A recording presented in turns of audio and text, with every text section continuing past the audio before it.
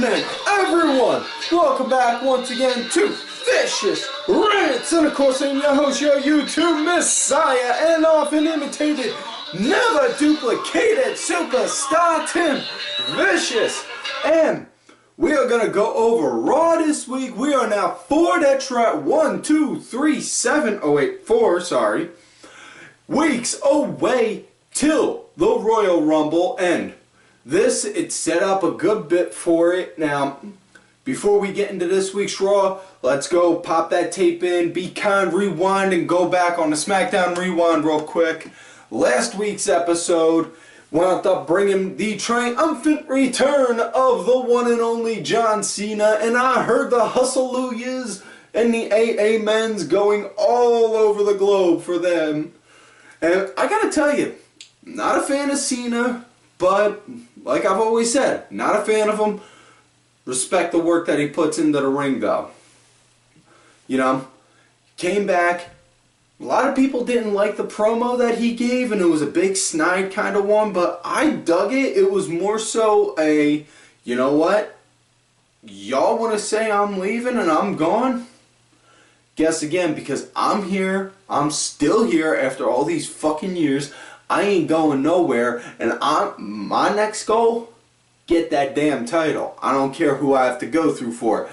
And big highlights were that, Becky Lynch versus Alexa for Alexa's women's title, which big things that came out I took from that. Alexa Bliss is double jointed in her elbow and can make her arm pop out and look like it's broke, which, ooh, as sick as it is, it's kind of cool. And also, they now got somebody else running around in La Luchadora outfit. Now we're just waiting for all the Smarky McSmarketons to play wrestling, CSI Wrestling, to figure out who she is. And, you know, also, actually there was another big takeaway. Not just, you know, also there was the Four Corners Tag Team Elimination match. American Alpha, Wyatt, Slater, Rhino, Usos. That was a really good, beautiful match. I liked it. It was a good way to say fare thee well to 2016. And American Alpha won the match with leading the hostilities between Orton and Harper. And the main event was triple threat title match. Styles putting the title on the line against Ziggler and Corbin. And I gotta tell you, this match, this was good. You know, Corbin, I always make the jokes on him, and I'm an equal opportunity asshole. I even make jokes on the people that I do like. You know, Corbin, the big jokes, obviously, walks slow and clunky. And his sentences and his promos consist of him bobbing and weaving around like this and forming 3-worded sentences. Which, yeah, you know, for whatever reason I cannot figure that out, which is saying something, because you ever watch that show that was on the network, Breaking Ground?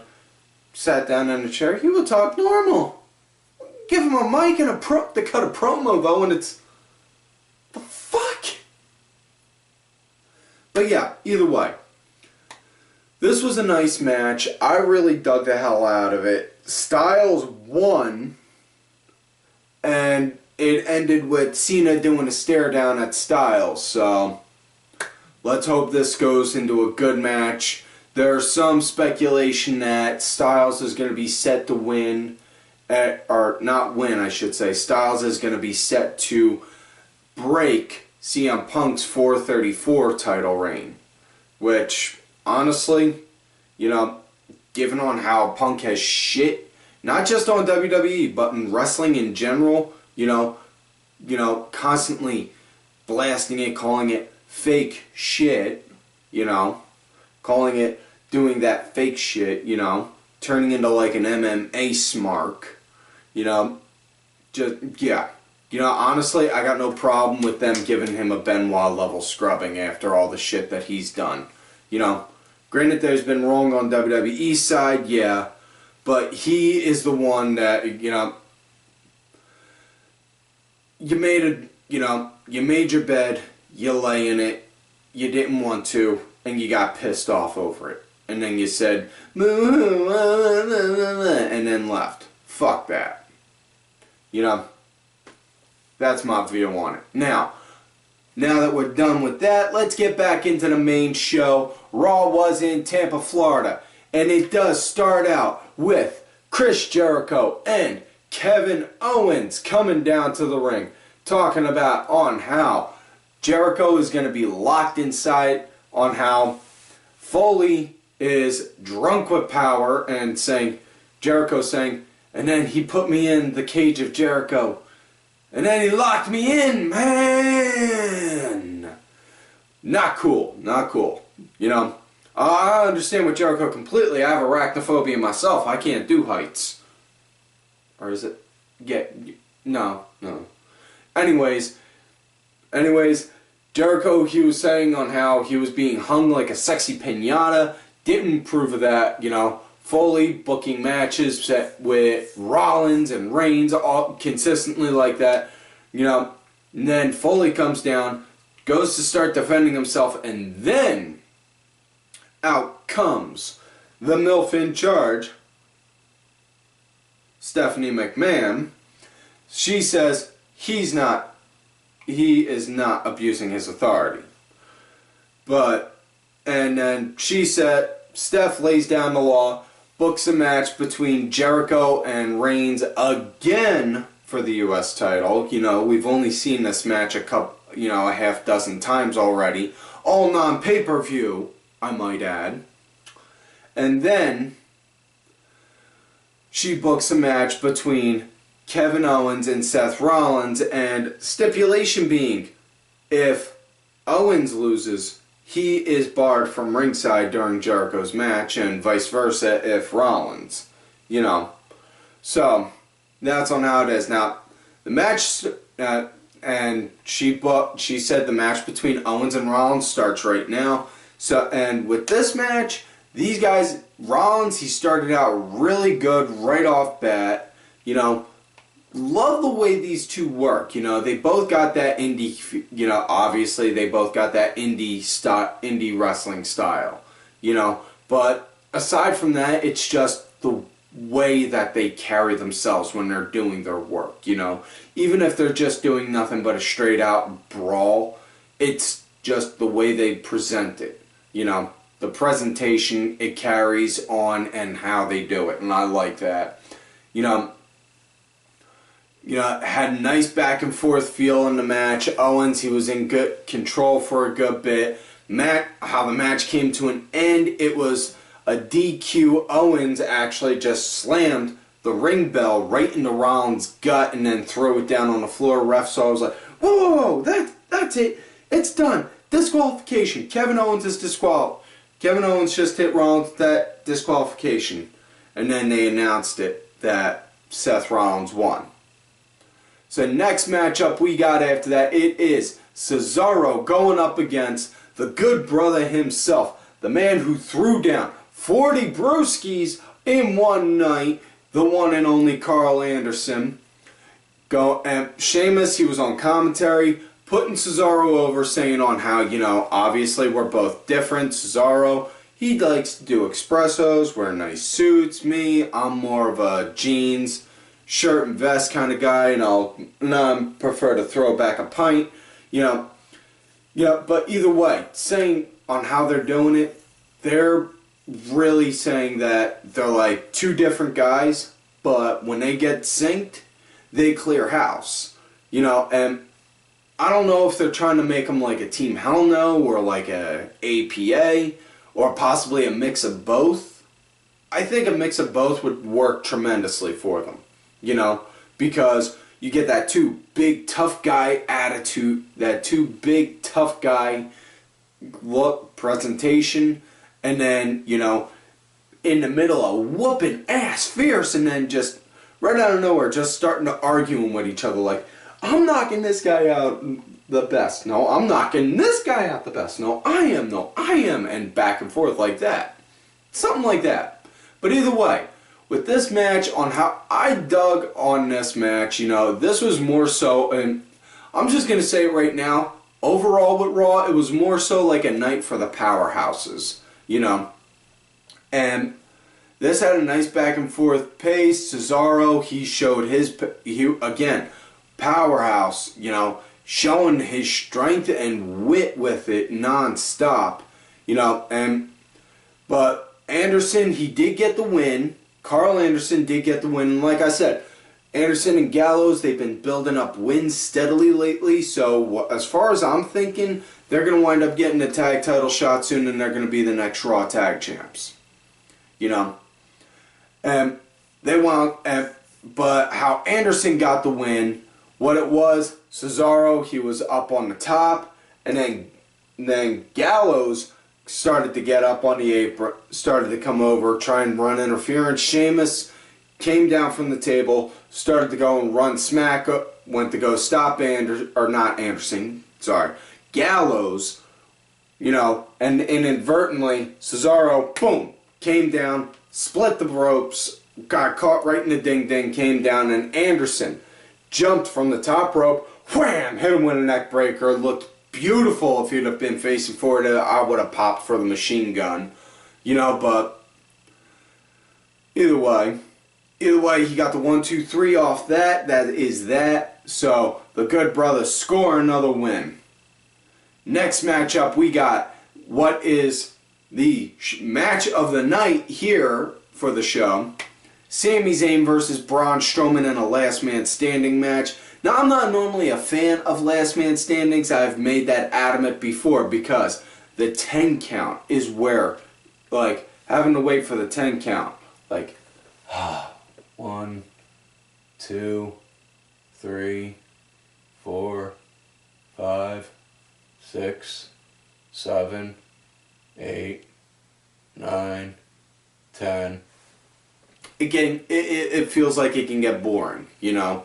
But this one, it didn't really have that because, you know, the amount of action and, like, the, dare I say, the suspense from it took that away.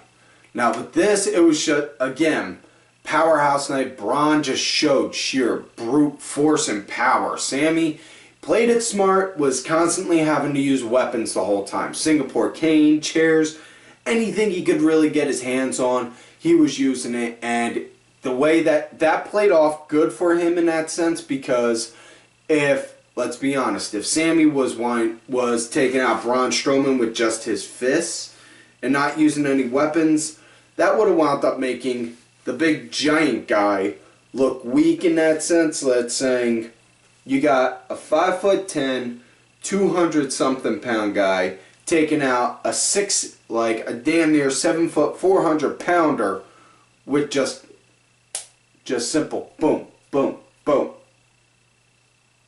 You know, psychology on that worked out good with that. Definitely loved on how this went back and forth. Even fight went into the backstage where Braun literally picked up a big giant like container, just and then wham, hurled it at Sami. You know, missed him though, but still just holy shit.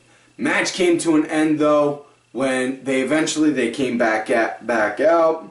Braun, he was just decimating Zayn no end, and then hit him with a running power slam, and that was that. After that, Foley and EMTs came out. They loaded Sami on a stretcher, and then Braun just came over, flipped the stretcher over, picked up Sami, tossed him into the barricade once or twice, and then walked.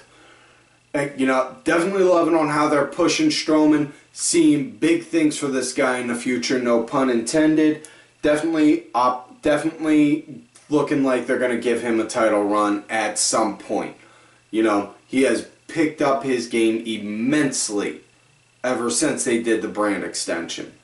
You know, I will say that is the one really good thing out of it. Now, next matchup, we got Xavier Woods versus Titus O'Neil. Now, there is story to this match, and that did happen right before. Don't normally talk about promos on here unless it is leading into a match or something in regards to a match or something important in regards to the show itself. But New Day came out. They declared their resolution of being in the Rumble. Titus came out right after that saying, hey, New Day, y'all would benefit from having the Titus brand on there. You know, started trying to sell himself to it. They called him out on that. It's like, no. And then Titus was like, you know, I would take out the weakest link in your group, you, pointing to Woods, and then decked him, said, I'll face you right now, and then next thing you know, boom, we got a match.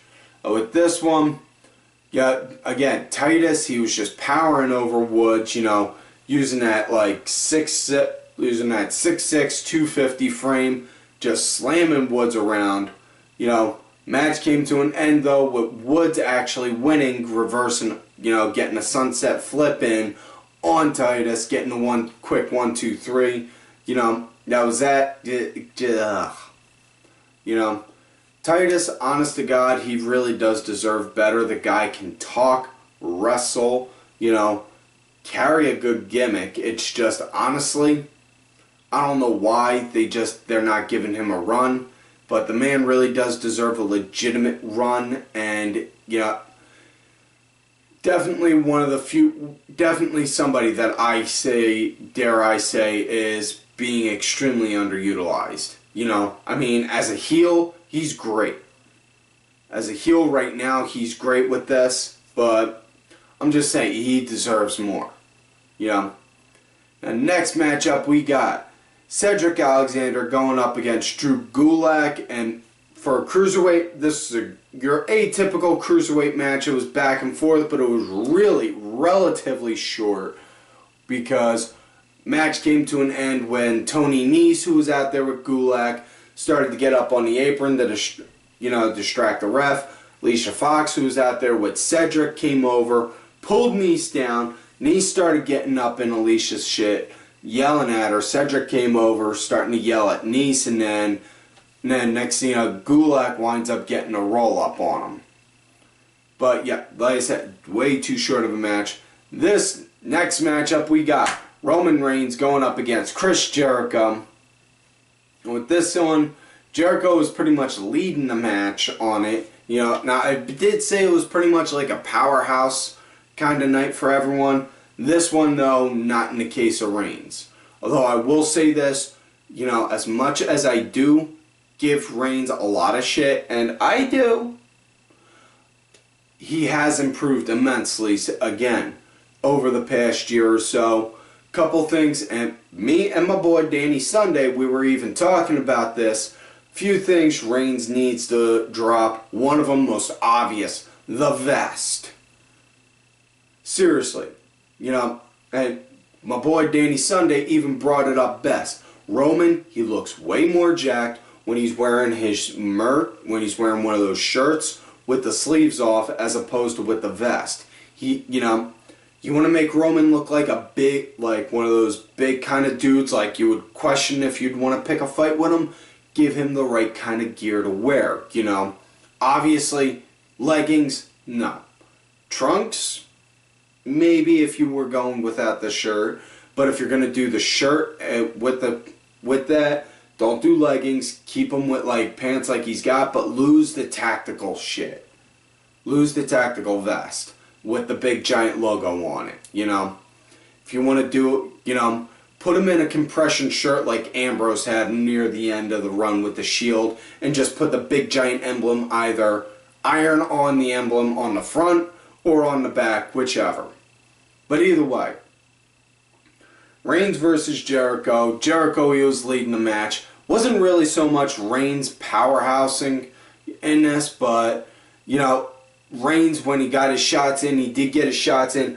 Biggest pop of the night for this, in this match, though, definitely had to be Jericho. Now, there was a stipulation I should add before I get into that Reigns would not have champion's advantage, so any count out or DQ, he loses the title.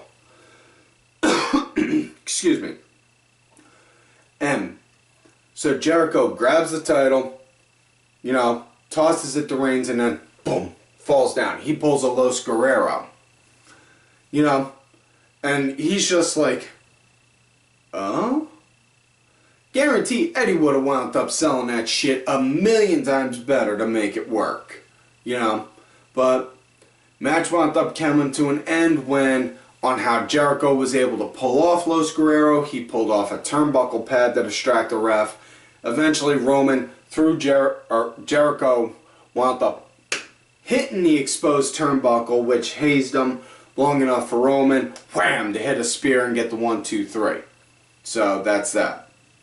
Next up, we got more cruiserweight action with the Brian Kendrick, I should say, I'm sorry, going up against, once again, TJ Perkins.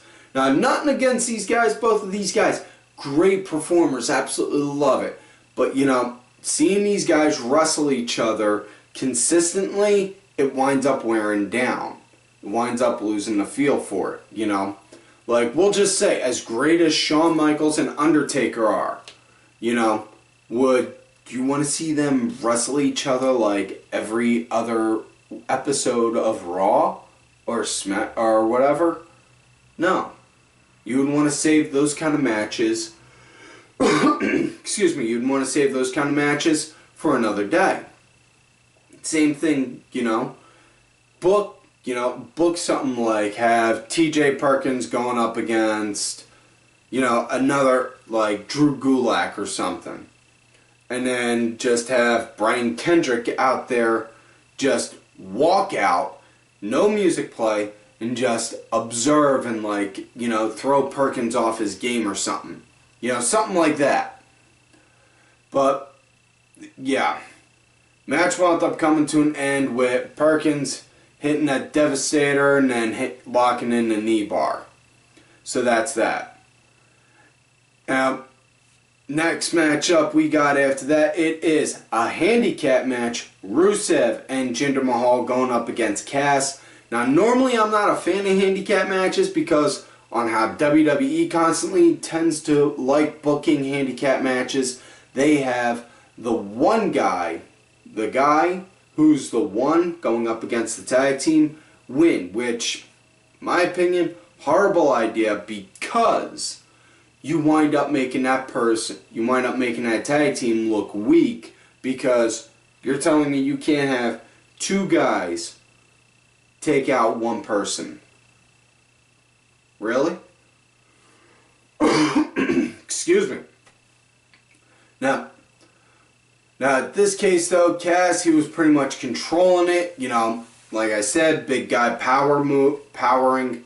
You know, match came to an end though. Jinder, he was egging on Enzo, who's in his little wheelchair, who looks like he's about a heartbeat away from doing, "Come to me, my X-Men!"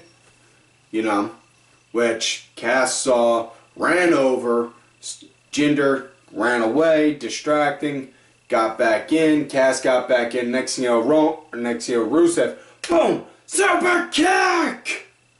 Hit a real good super kick on him, then got the 1, 2, 3, that was that. So they won, thank you God, you know. And so yeah. Now we go on to the last match, not the closing moment of Raw, but the last match of the night, which is also the equivalent, which was also the show's piss break of the night. Yeah, it was Bayley going against Nia Jax, winner being getting #1 contender for Charlotte's title, and Charlotte was on commentary. And Nia, she was dominating the entire match, and I mean literally dominating the entire match from bell until the end. And on how that came to be, just as it looked like Nia was about to go and end it, you know, Sasha's music plays and she walks down. Next thing you know, Nia's like, huh? And then Bayley, right out of nowhere, comes up, scoops her up, boom! Bayley to belly gets the 1, 2, 3. I do not like that idea. You know, they should have done something similar like what they did when they had Bayley going against Nia at TakeOver. Just, you know, lock in a sleeper or some kind of a, you know, a chokehold or a submission or something. But yeah, that's what they should have done. Now we go into the closing segment of the night, the Kevin Owens show, talk show interview segment, which Stephanie did say, which I do apologize for not mentioning earlier, Stephanie did book to have done with Owens interviewing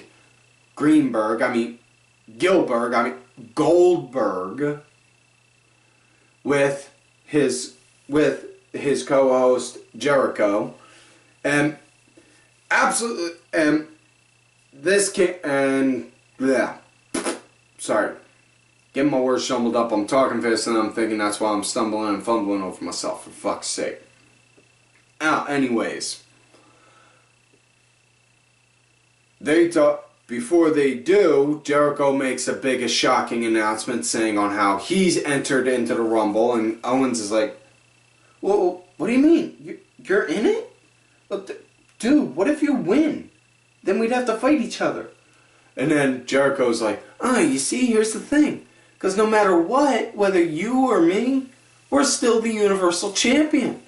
Well, yeah, but still, I don't want to have to wrestle my friend. I mean, just, you know, but, and then out comes Goldberg, who winds up, he storms down to the ring, you know, flips chairs, rips off his jacket, looks at Jericho and says, "You're in the Rumble, huh? You know what that means? You're next." And then Owens like, "So you think tossing chairs and taking off your jacket is supposed to intimidate me?" He flips the table out there and then gets in Goldberg's face, and just as they're locking horns, staring each other down, out comes my Lord and Savior, Paul E. Heyman, out there to go and shut them up and saying on how his client, Brock Lesnar, is going to do, is on Brock Lesnar's plan for the Rumble. Eat, sleep, eliminate, repeat. Eliminate, repeat, eliminate, repeat, eliminate, repeat. Until he gets what he wants, which is the title. You know, or not even the title, he just wants Goldberg.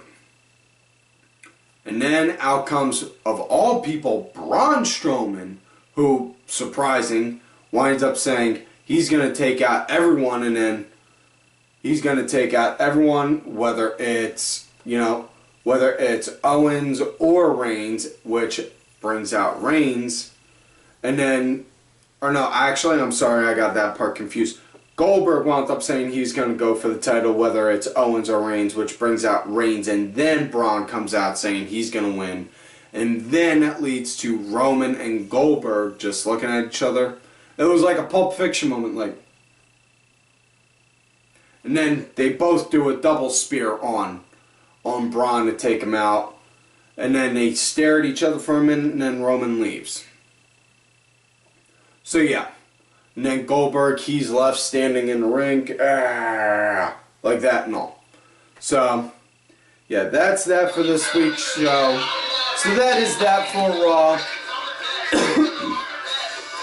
Overall score for Raw, I gotta give 5. I would say a solid 5 out of 10. You know? Now that is it for this week's show, folks, so please do not forget to like the video, subscribe to the channel, go back, watch some of the other episodes.